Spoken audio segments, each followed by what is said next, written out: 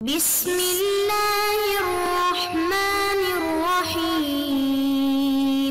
السلام علیکم ورحمۃ اللہ وبرکاتہ۔ بسم اللہ الرحمن الرحیم۔ عزیز طلباء اکرام، ایم اے اسلامیات کے مضمون فقہ و اصول الفقہ کا آج ہمارا سبق نمبر 201 ہے، جس کا عنوان ہے کتاب النکاح کا الباب الثانی، اور انشاءاللہ آج ہم الموضع الخامس سے پڑھیں گے۔ تو نئے سبق شروع کرنے سے پہلے ہم گزشتہ سبق کا خلاصہ دیکھتے ہیں۔ پچھلے سبق میں ہم نے سب سے پہلے عبارت کا ترجمہ اور عبارت کی مختصر تشریح پڑھی تھی، اور مختصر تشریح کے دوران کچھ مسائل کو ہم نے زیر بحث لانے کی کوشش کی تھی، جن میں دوسرا مسئلہ ہم نے شروع کیا تھا، اور دوسرے مسئلے میں جو ذکر کیا تھا ہم نے مہر کی تعین سے پہلے شوہر کا وفات پا جانا، کہ شوہر نے مہر متعین نہیں کیا اور دخول سے پہلے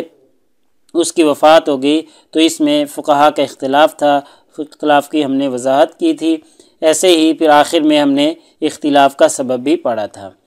تو آج کے اس سبق میں انشاءاللہ ہم سب سے پہلے عبارت کا ترجمہ اور عبارت کی مختصر تشریح دیکھیں گے، اور مختصر تشریح کے دوران ہم 5واں عنوان شروع کریں گے الموضع الخامس کے نام سے، جس کو مصنف نے ذکر کیا ہے، اور یہ ہے مہر فاسد کے بارے میں، اور مہر فاسد کا حکم کیا ہے۔ یہ ساری تفصیلات یہ 5ویں عنوان موضع الخامس میں انشاءاللہ ہم دیکھیں گے۔ تو 5 مسائل مصنف نے ذکر کیے ہیں الموضع الخامس میں۔ ان مسائل میں سے پہلا مسئلہ آج کے سبق میں ہم پڑھیں گے، اور پہلے مسئلے میں فقہا کا اختلاف ہے، تو انشاءاللہ ہم اختلاف کی بھی وضاحت کریں گے، اور پھر آخر میں جیسا کہ مصنف کا طرز ہے، ان کا منہج ہے، ہم پڑھتے آ رہے ہیں، تو اختلاف کا سبب بھی جاننے کی کوشش کریں گے۔ تو چلیے دیکھتے ہیں، یہ آج کی ہماری عبارت ہے الموضع الخامس فی الاصدقۃ الفاسدہ۔ 5واں جو عنوان ہے وہ مہر فاسد کے بارے میں ہے اور اس کے احکامات کے بارے میں ہے، کہ 5واں جو تو مہر فاسد اور اس کے حکم کے بارے میں، تو اس کے احکامات آج کے اس 5ویں عنوان میں ہم دیکھیں گے۔ تو والصداق یفسد، جو مہر ہے وہ فاسد ہوتا ہے اما لعینہ، یا تو اس کی عین کے اندر، اس کی ذات کے اندر فساد موجود ہوتا ہے، اما لصفت فیہ، یا اس کے اندر کوئی ایسا وصف ہوتا ہے، ایسی صفت ہوتی ہے جس کی وجہ سے اس میں فساد آتا ہے، یعنی اس کی ذات، اس کا عین تو فساد لیے ہوئے نہیں ہوتا، بلکہ کسی صفت کی وجہ سے اس کے اندر فساد آتا ہے، جیسے جہل ہے، جہالت، او عذر، یا کوئی عذر ہوتا ہے، تو ایسی چیز سے اس میں فساد آ جاتا ہے۔ تو گویا مہر میں فساد جو آتا ہے وہ 2 طرح کا ہوتا ہے، اما لعینہ، یا تو اس کے عین، اس کی ذات میں فساد ہوتا ہے، یا اما لصفت، یا اس کے کسی وصف کی وجہ سے فساد آ رہا ہوتا ہے، ذات میں فساد نہیں ہوتا۔ تو یہ 2 قسم کے فساد ہو گئے جو مہر میں آتے ہیں۔ تو فالذی یفسد لعینہ، بہرحال وہ فساد جو اس کی عین، اس کی ذات کے اندر ہوتا ہے، فمثل الخمر والخنزیر، جیسے شراب ہے، خنزیر ہے۔ اب اگر کوئی شخص ان کو، شراب کو یا خنزیر کو بطور مہر کے مقرر کر لے، تو یہ خنزیر اور شراب کی ذات ہی فساد لیے ہوئے، ان کی ذات ہی ایسی ہے کہ جس میں فساد موجود ہے۔ تو جب ان کی ذات کے اندر ہی فساد موجود ہے، تو وما لا یجوز ان یتملک، اور یہ ایسی چیزیں ہیں کہ جن کا مالک نہیں بنا جا سکتا، تو ان چیزوں کا مالک نہیں بنا جا سکتا۔ والذی یفسد من قبل العذر والجہل، عذر یا جہالت کی بنا پر جو مہر فاسد ہوتا ہے، والذی یفسد، جو فاسد ہوتا ہے، من قبل العذر والجہل، یعنی اوصاف کی وجہ سے جو مہر فاسد ہوتا ہے، فالاصل فیہ بالبیوع، اس کی بے پر قیاس کی جاتی ہے، یعنی جو یہ عذر کی وجہ سے وصف اور مہر جو ہے وہ فاسد ہوتا ہے، تو اس کو بے پر قیاس کیا جاتا ہے، یعنی اس کو ایسے کہا جاتا ہے جیسے بے میں جیسے ثمن ہوتا ہے۔ آگے تفصیلات دیکھتے ہیں۔ وفی ذلک 5 مسائل مشہورۃ، اور اس کے بارے میں مصنف 5 مسائل جو کہ مشہور ہیں وہ ذکر کریں گے، یعنی جو وصف کی وجہ سے مہر فاسد ہو رہا ہے، جیسے عذر، جہالت کی وجہ سے، تو مصنف نے اصل بتا دیا کہ اصل اس میں بیوع ہے، جیسے بیوع میں ثمن ہوتا ہے ایسے اس کی حیثیت ہوگی۔ تو اس میں 5 مشہور مسائل ذکر کیے جائیں گے۔ تو المسألۃ الاولی، پہلا مسئلہ، اذا کان الصداق خمرا او خنزیرا او ثمرۃ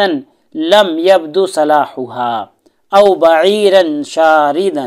کہ پہلا مسئلہ ہے کہ جب مہر شراب ہو، خنزیر ہو، یا ایسا پھل ہو جو کہ ابھی پکا نہ ہو، اور ایسے ہی جو اونٹ ہے وہ بھاگا ہوا ہو، ایسا اگر کوئی چیز ہے، شراب ہے، خنزیر ہے، کچا پھل ہے، بھاگا ہوا اونٹ ہے، ان کو اگر متعین کر لیا بطور مہر کے، تو فقال ابو حنیفہ، امام ابو حنیفہ رحمہ اللہ فرماتے ہیں العقد صحیح،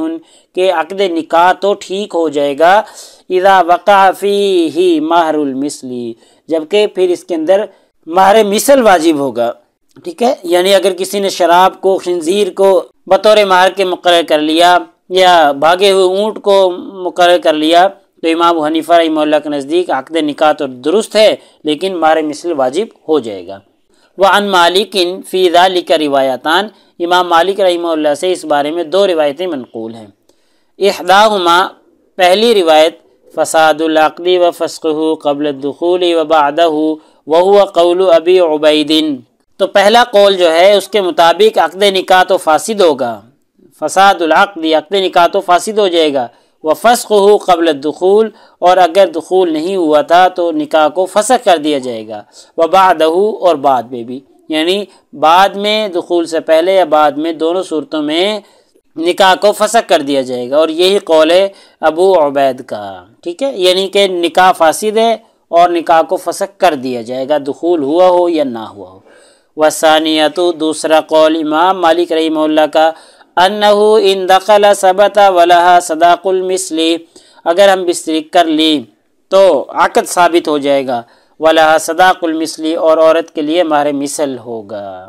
یہ دوسرا قول ہے، ٹھیک ہے۔ تو یہ دو قول امام مالک رحمہ اللہ سے مروی ہیں۔ امام ابو حنیفہ رحمہ اللہ کہتے ہیں عقد ٹھیک ہے، ٹھیک ہے، اور امام مالک کی ایک روایت کے مطابق عقد ٹھیک نہیں ہے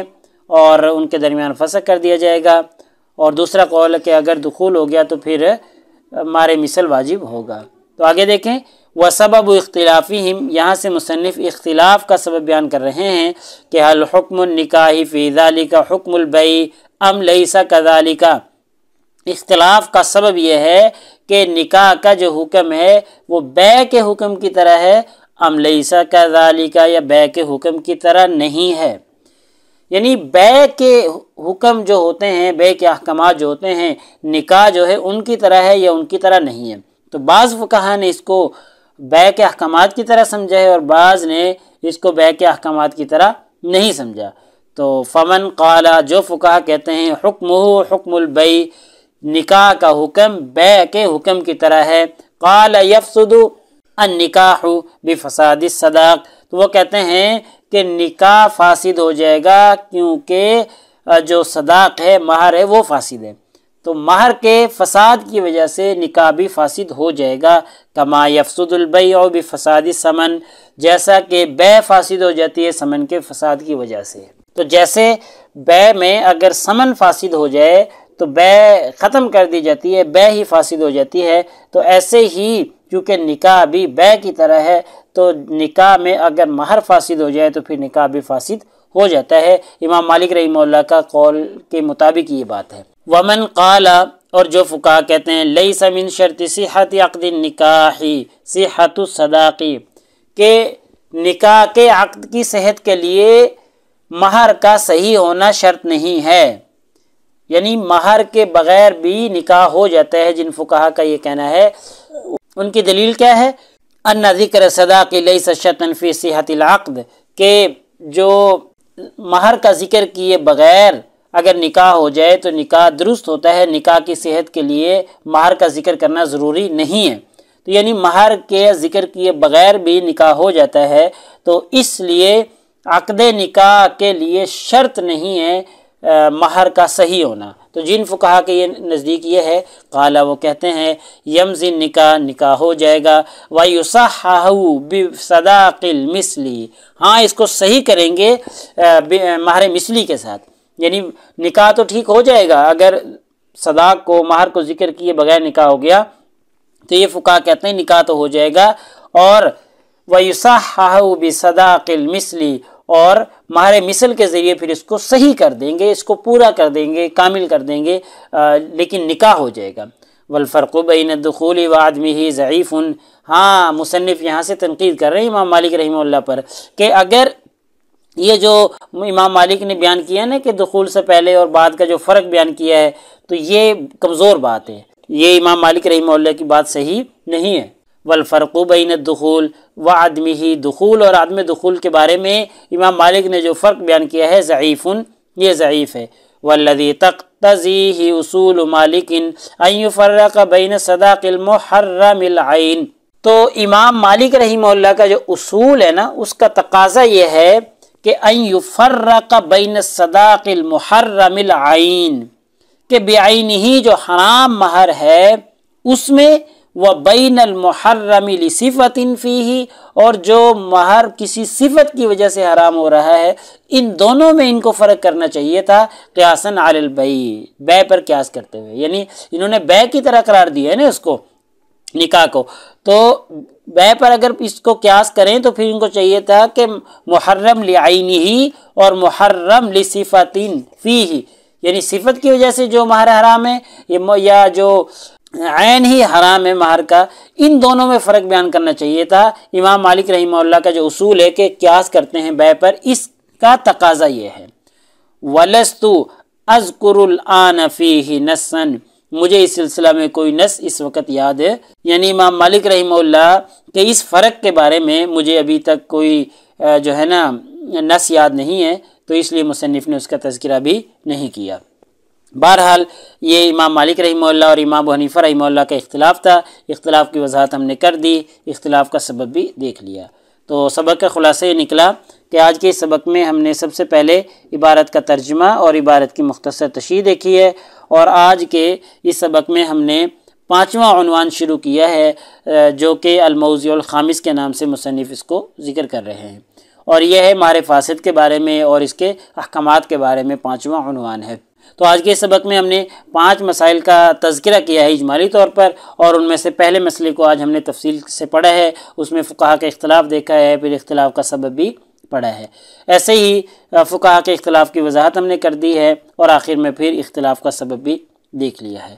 تو پیپر میں پوچھے جانے والے سوالات سے متعلق اگر ہم گفتگو کریں تو ایک سوال یہی ہے کہ جی مذکورہ عبارت کا ترجمہ اور تشریح کریں، اور ایسے ہی فاسد مہر کے بارے میں فقہا کے اقوال ذکر کریں۔ تو ابھی یہ کچھ اقوال کا تذکرہ ہم نے کر لیا ہے، یعنی امام مالک رحمہ اللہ کے 2 اقوال تھے، 2 روایتیں تھیں ان سے، اور امام ابو حنیفہ رحمہ اللہ کا مسلک بھی دیکھ لیا ہے۔ تو اگلے سبق نمبر 202 میں انشاءاللہ ہم اسی ترتیب سے آگے چلیں گے، اور کتاب النکاح کا الباب الثانی جو ہمارا چل رہا ہے انشاءاللہ ہم المسألۃ الثانیہ سے آگے پڑھیں گے۔ جزاکم اللہ خیر۔ السلام علیکم ورحمۃ اللہ وبرکاتہ۔ اللہ پاک آپ سب لوگوں کا حامی و ناصر ہو۔ اگلے سبق تک اجازت چاہتا ہوں۔ اللہ تعالیٰ آپ سب لوگوں کو کامیابیاں اور ترقیاں نصیب فرمائے۔